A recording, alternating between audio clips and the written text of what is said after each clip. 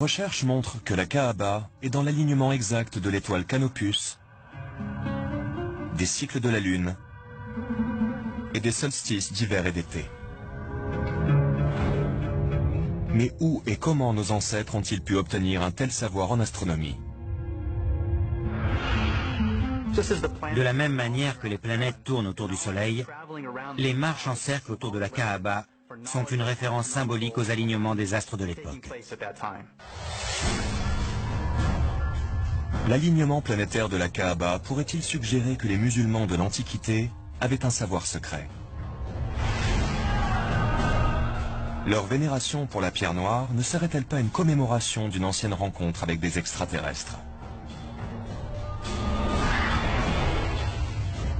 Pour les théoriciens des anciens astronautes, la réponse à ces questions ne fait aucun doute.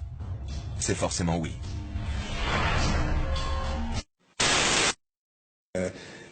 Le Parthénon, enfin tous ces beaux bâtiments, même en Italie, il a découvert qu'il y a toujours la bonne proportion. Même les peintures, il a découvert que toujours c'est au même endroit que doivent se trouver le centre du tableau. C'est pas au centre, hein, non, c'est quelque part 1 sur 1,618.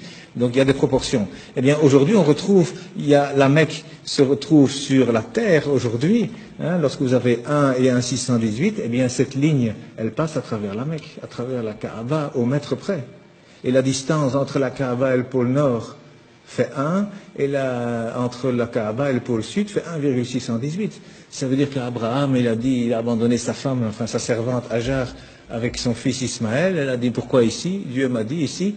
Donc il semble qu'aujourd'hui, c'est par rapport en tout cas, et c'est même lié au village de Greenwich, qui a servi à dessiner la carte de cette terre, hein, parce que le milieu c'est Greenwich.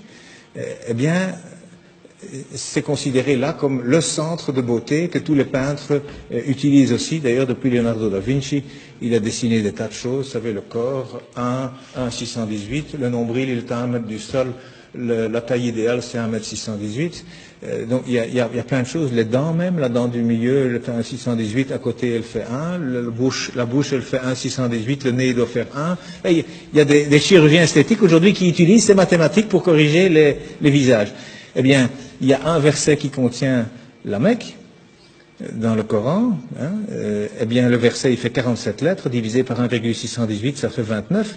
Pile poil le début du mot Mecca. Enfin, c'est un bas de Becca, mais c'est pile poil à cet endroit-là. Donc, je veux dire, quand on découvre des choses comme ça, et il y en a encore hein, dans le Coran, il y a des vérités comme ça mathématiques, on dit, c'est quoi ça? C'est pas un homme, il n'avait pas d'ordinateur, hein, le prophète, il n'en avait pas, c'est sûr, c'est certain, ça c'est vraiment une vérité, on n'a jamais rien retrouvé d'informatique à l'époque, c'est sûr. Et ça a déjà été testé, à mon avis, 1 million de fois. Ça fait partie de la science exacte. Mais cet homme, d'où est-ce qu'il a cherché ce texte? Il y a plein de choses comme ça. Alors le premier message, d'ailleurs, il faisait 19 mots. Le premier message faisait 19 mots, Bismillahirrahmanirrahim, fait 19 lettres.